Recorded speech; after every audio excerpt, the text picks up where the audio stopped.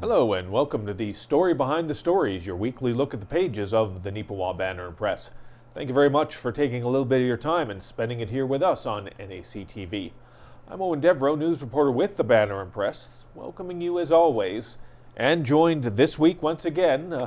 It's almost turning into a habit, Ken. Well, that's what happens when we give people vacation time and whatnot. So, Ken Waddell, owner, operator of the Banner Press, in here once again with us this week. Good to be here.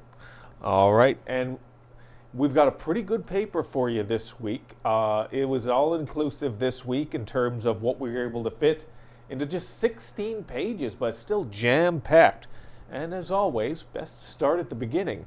And the beginning of any newspaper is the front page. In this week's edition, we take a little bit of time, a little bit of space to commemorate the Remembrance Day ceremonies, which occur each and every year in Neepawa and surrounding communities, not just across Western Manitoba, but across Canada, to celebrate those and to commemorate those who served.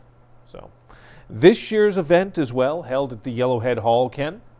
So Yeah, it was a good event, and for some other reasons, family reasons, we weren't able to attend personally, and that's probably the first time we've missed that in many, many years, but also unfortunately hear about that the attendance might have been down a bit, and there's some trends across Canada you were noting earlier this morning too, and Joel was talking about that. Not sure where this is all going to go, because we watched the national memorial. I have no idea whether it was bigger or smaller, but I understand the one in Neepawa was smaller than other years. Well, again, this is a show where we just don't go over the newspaper articles and just go over that. We tell you a little bit of the details behind the scenes, the little inner workings of putting together a newspaper, and just sometimes our thoughts about it. And Ken talked about it a little bit. It did seem like there were fewer people there. I was in attendance. I attend each and every year. My father served in the military for several years, not Canadian military. We're not from here. We're from over there. But he served, so was obviously very much instilled a respect and gratitude to those who serve.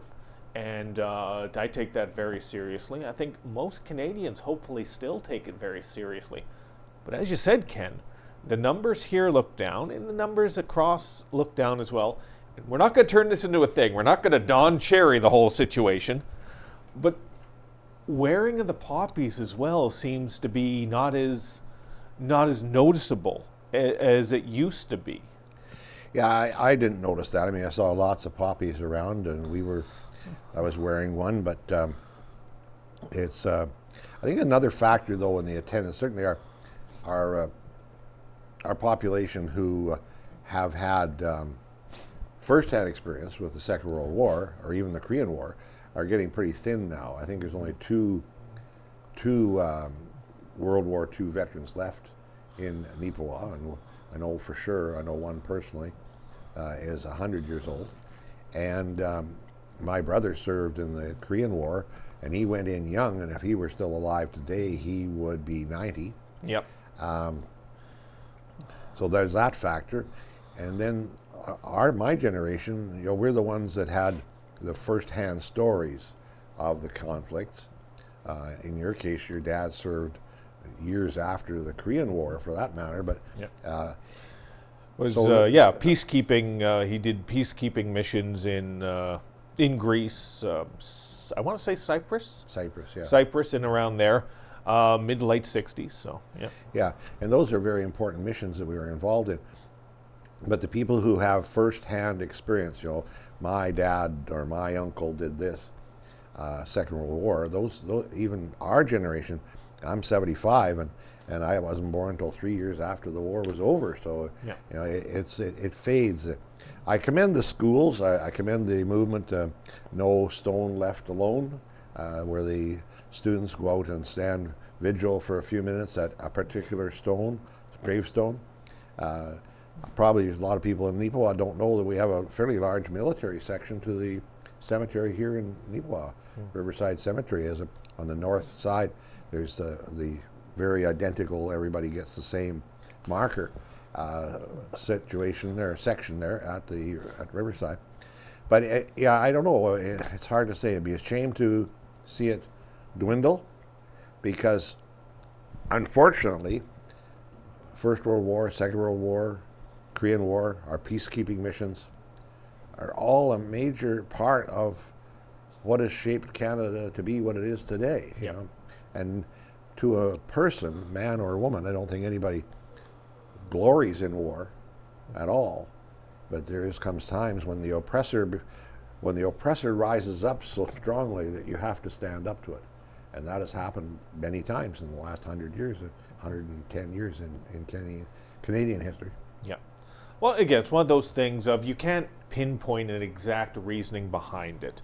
Some people, this is not just a local thing. This is not just a provincial thing. This seems to be a national thing right now. And people are trying to figure it out. And hopefully education for younger generations is teaching them these lessons, lest we forget. Those words ring true and need to ring true for generations that have never felt the strife or the hardship or the fear of war in any way, shape, or form, not just directly as a service person, but as a family member. So hopefully this is something that we will be able to sort of understand and move forward and sort of educate all the future generations. And this isn't about blaming, you know. I'm not one of those ones that's like, wear your poppy, you so-and-so. But I think we need to educate better. We need to educate everyone better on the significance of it and what it actually represents. And again, no disrespect, because you can still respect the services that they've done and the work that they've done as individuals without wearing a poppy. A poppy, in essence, is something the Legion created. All right, so you know, it sometimes you gotta differentiate those types of things. So, yeah. The poppy is such a symbol, of course, from the Flanders Fields. You know, McCrae's poem from the World War I is where it all originated. But you know, there's a lot of. I'm just thinking, you know, 2024 will be the 80th year since the 2025 will be the 80th year since the end of the Second World War. So I imagine there will be considerable more emphasis placed on the Remembrance Day and Remembrance events in 2025. Well, again, hopefully, however you sort of showed your regards and respects for those who served on Remembrance Day, continue to do so. And again, it could be a case of everything's political nowadays. Let's not politicize the things that don't need to be politicized. Maybe that's a case for it as well. Yeah, for sure. Yeah, for sure. All right, let's shift gears here into some of the local stories we have to cover. A few items coming out of the town of Neepawa. I wanted to give you a little bit of information on, one of which, perhaps if you've been paying attention to the town of Neepawa's social media, you've already seen this little image out there, this picture that they've been putting out there as of late. So I wrote up this story here to help share the message, as it were, about something that's been going on. Now, you're going to have to pick up a copy of the Neepawa Banner Press to see a better, clearer, more up-close version, obviously, of the picture in question. Or you can always find it every Friday at around 9 a.m. Central Time. It goes live on mywestman.ca.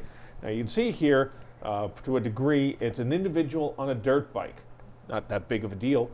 That's where this dirt bike is. It's on the High Life Back 40 bike trail. Now, you might think, a bike on a bike trail. Why is that news? Because the bike trail was built for bicycles, non-motorized vehicles. It can't have quads, it can't have dirt bikes on there. It damages the clay, it damages the trail itself.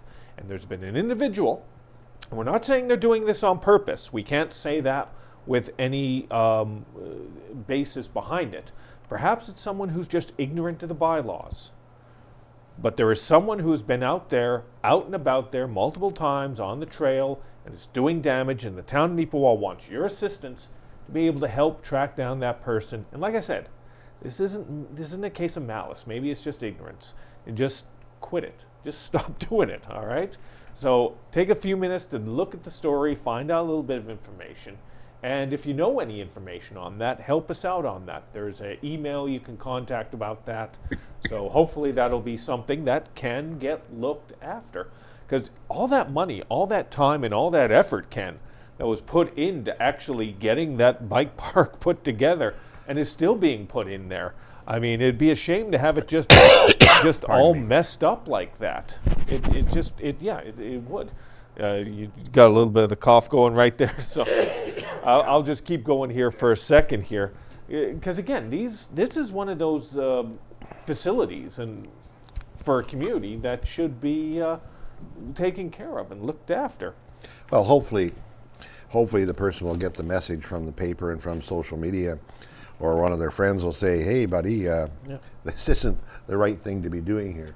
But anyway, I don't think it's likely malicious either. I think they just figure, "Oh, this is a great place to ride a bike." Yeah. And it is, but it's supposed to be a bicycle, not a motorbike. Yeah. Well, again, you can find that story and the picture in this week's edition of the Banner Press. A little more housekeeping in terms of the town of Neepawa. A few other stories we got covered for you this week.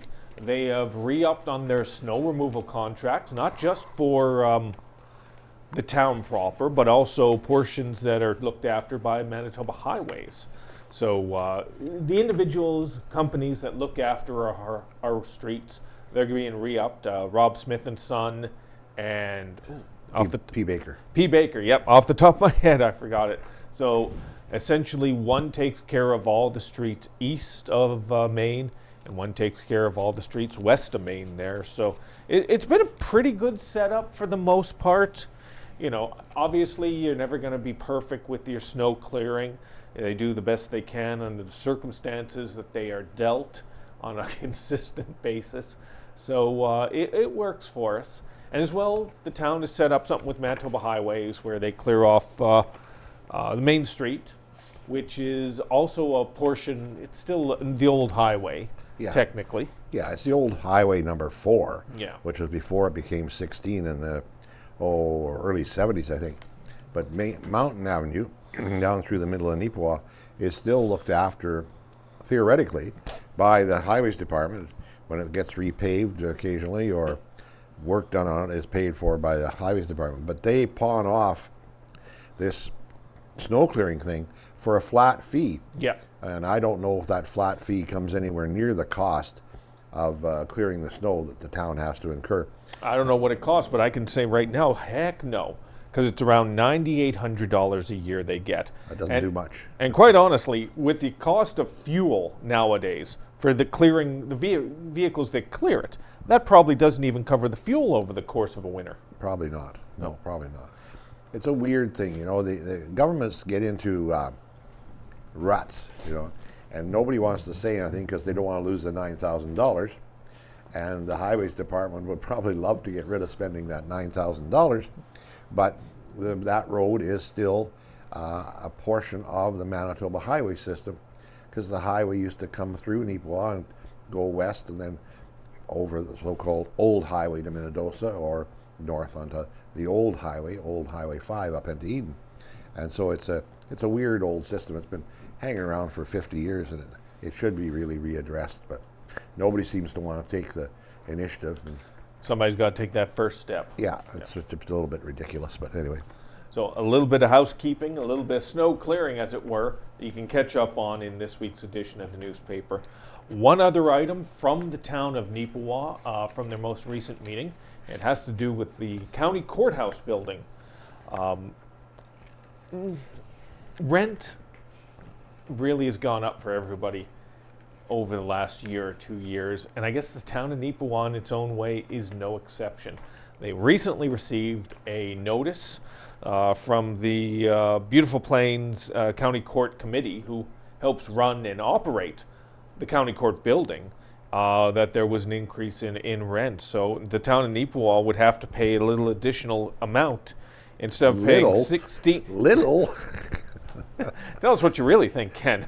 Instead of the initial $16,900 that the town of Neepawa puts in, they would have $24,900. That's a 50% increase. It is. It is. Hey, rent prices nowadays are getting up there.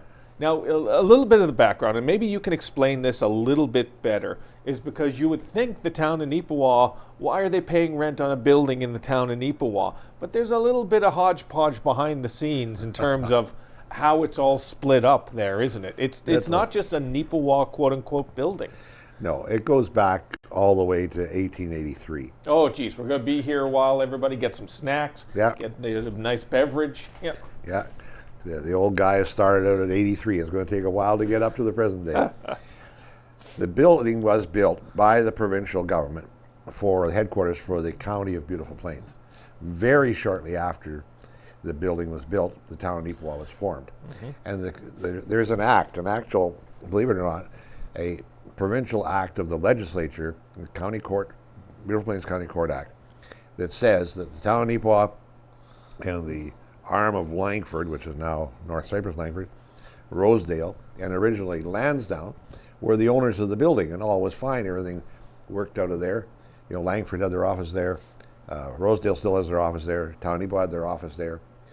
Town of Neepawa hasn't had their office there for probably 20-some years. And so it needs to be revisited. The building was nearly lost in the 80s because it was bad shape. There was a lot of fundraising, a lot of provincial money went into it, and it was restored. And it's a beautiful building. Nobody would want to lose it, but it's not being used. I mean, really. Not to its full capacity. No. The archives are in there, which is good. Rosedale's in there, which I think is silly. And again, you've got the second floor. If you've ever been in the building, you go up to the second floor and you see just the area there, the meeting space there. It's beautiful. I used to cover council meetings in the city of Portage-la Prairie, and theirs was on the second floor of their building. It was a nice space, but it doesn't even come close to comparing to the space up in the county courthouse building here. Do you know why there's those open beams in the county court building here? Why is that? Well, when somebody was convicted of stealing horses, they could hang them right there in the courthouse. Well, that is convenient, yeah. Sorry, no. That's just being silly. But those beams, though, actually are hand hewn. If you look at them, they're carved with an adze and an axe. Yeah. It's crazy, the architecture in there. Interesting, because again, it's split up right now.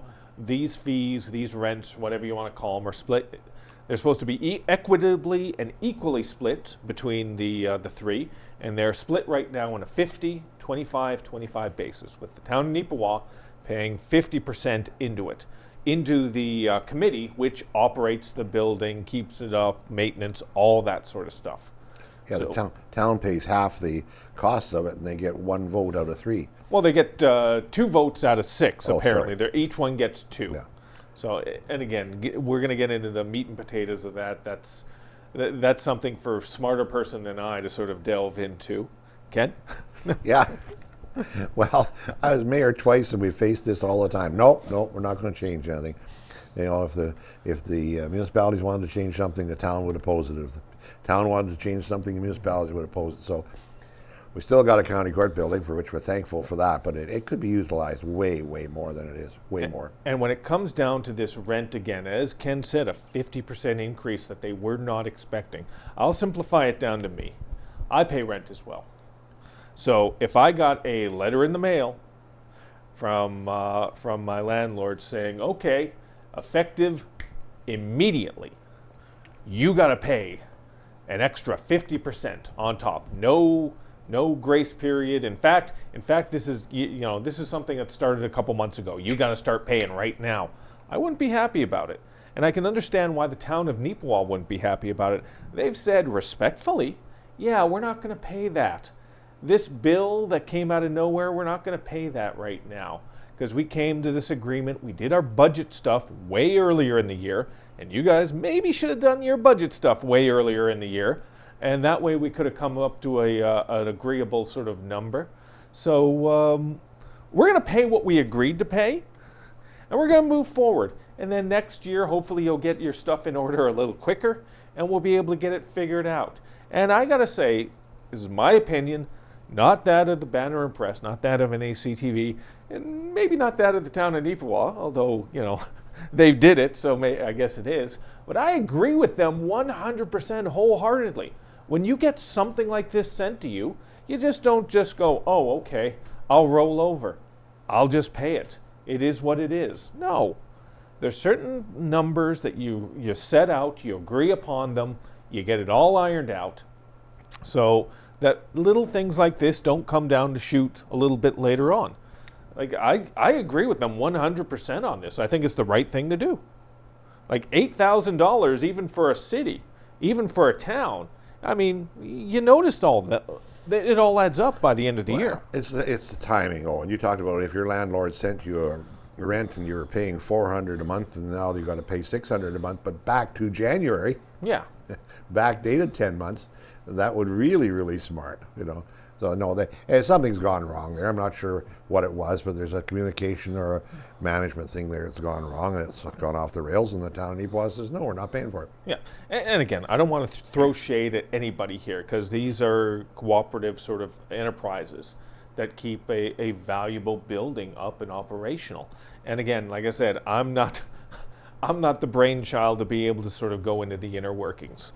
So it'll be interesting to see how this does play out, however, over the weeks and months and potentially years ahead. All right, let's get a little more fun here. Well, actually, no, we're not going to get into fun yet, Ken, because we still got your story here about restorative justice. Yes. You came and you were able to get some information on this. Yeah. Explain to me, walk me through the meat and potatoes, because, again, I'll be honest with you, with everybody out sick and everybody out with vacation or flu or whatnot, as you know, I don't lie to you on this show. I'll tell you the truth, even if you don't want to hear it. I haven't actually read, technically, this week's newspaper yet. Even though I wrote like 7 stories in it, I haven't read the paper yet. I plan on reading it in the near future, but this one you can walk me through it as you walk us through it. Okay, there used to be a committee here years ago called Youth Justice Committee. It's been around for 30 years or more. Yeah. Where young people got in trouble, they would be referred to the committee, and maybe they'd work out an apology or do some work to to compensate for damages done or whatever, community service work. It has expanded in the last few years, so now it's for the whole community and all ages. So it is now renamed the Restorative Justice Committee. It's chaired right now by Loren Huck. A lot of people have been on that, including Loren, for quite a few years. And cases are referred to them by the RCMP or by the Crown Attorney. So if a solution is worked out, that's fine. It doesn't have to go to court.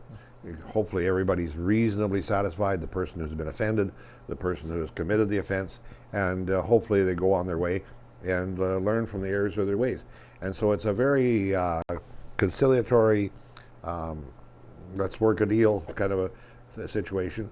And I think probably in a lot of cases, first-time offenders may well be, oh crap, I didn't mean to do that, or there's other mitigating circumstances. So it's a group of 10 or 11 people from the whole detachment area, Carberry, Minnedosa, Neepawa, Spruce Plains detachment area, that work these things out. So kudos to them. I know the committee's been going for a long time, but it's now, as I say, recently expanded into adult cases as well. Well, that is interesting, and it's good to see. I mean, because that process can be so time-consuming and cost-consuming. So to see something like this that I think it creates some efficiencies in there is definitely, because I've heard of these types of things before in other communities as well, but I've never sort of educated myself on the inner workings of them, and I've never had to educate myself, fortunately, on the inner workings of them. Well, if you punch me out someday, which you're probably tempted to do, Owen, you'll appear before the Restorative Justice Committee. Oh, please. Although I'm sure the ratings would go through the roof if all of a sudden we turn the story behind the stories into pay-per-view boxing. So, anyway. Pardon me. Sorry. But again, that's a story Ken has for us in this week's edition of the Banner Press. Now again, we're going to get a little more lighthearted, as I said there a moment or two ago. Wonderful to be able to share these details with you. The town of, not the town of Neepawa, sorry, the town of Neepawa used to run this event, but now it's the Neepawa Titans that run the annual sports dinner. And as part of the annual sports dinner, which just occurred on November 10th at the Yellowhead Hall, they had an announcement. They handed out an award the inaugural Ann Koharski Memorial Sports Person of the Year Award.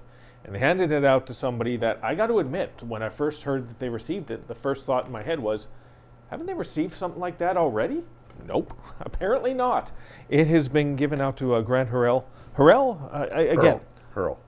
Yeah. Again, because usually everybody in town just sort of refers to him by his nickname, Jaime. So Jaime received the inaugural Ann Koharski Memorial Sports Person of the Year Award.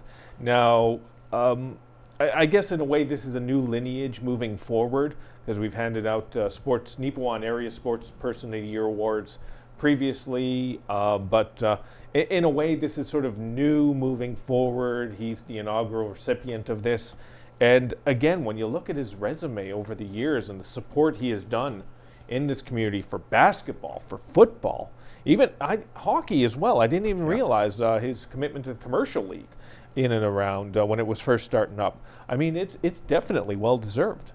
Yeah, Jaime played hockey originally. He's kind of moved away from that. He's lost some interest in hockey and really, really loves his basketball. And he really, really loves the young people. There's no question of that. They sought him out for this job this year. I know that for sure. And he wasn't going to do it because he's done it for so long. But the young people, including some of them who were with him in the picture, who attended the banquet the other night for the presentation, came at him pretty hard to come back in and take up the reins as coach. For the junior varsity boys basketball team, in which they won zone this year, and really put on a great effort when they went to provincials as well. Yeah, he's coached girls basketball, the senior basketball. He's been instrumental in the formation of the Filipino Basketball League, which is 24 teams or something like that right now in Neepawa. Yeah. And he's just a go-getter and full of stories. If you want some entertainment you think I can tell stories, wait till you hear Jaime tell his stories. His father ran Hurl's Plumbing and Heating years ago. Some will remember that.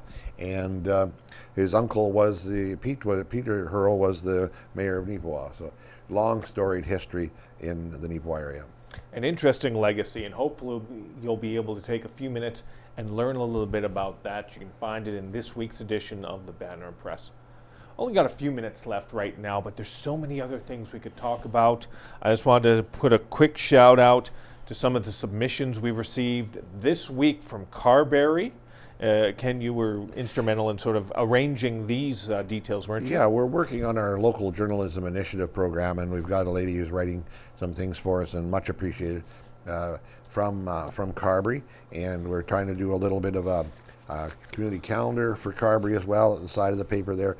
And so Jolene Balakunas is the lady. She has newspaper experience, and she's agreed to and asked if she could be involved. We've got a couple of stories from her this week, and we're looking forward to getting some more. Very appreciative of that, Jolene, and not just from Carberry. Hopefully people from other communities will sort of take this in mind and maybe work with us on this. We'd love to cover each and every community, whether it's Gladstone, whether it's St. Rose, whether it's Minnedosa. But there's only so many hours in the day. There's only so many people in the building at one time. And that's why we need your help. If you have any story ideas, suggestions, or you'd like to put in a story submission, they're always appreciated. And you can do so by contacting us at 476-3401, or you can do so via email at news@neepawabanner.com. Like I say, we try to be a regional paper, but sometimes there's only so many hours in the day. So that's why we always appreciate your help in these types of endeavors. It's very important that we cover as much as we can, and we can't do so without your support and your help. That pretty much does it for this week, Ken. Always appreciate you coming in and walking us through some of the stuff that I haven't figured out on my own. Well, back in 1883. That'll be for another time. Yeah. I'll cut you off right there, and that'll be for another time. So once again, thank you very much for tuning in to NAC TV and the story behind the stories. Have yourself another fantastic week.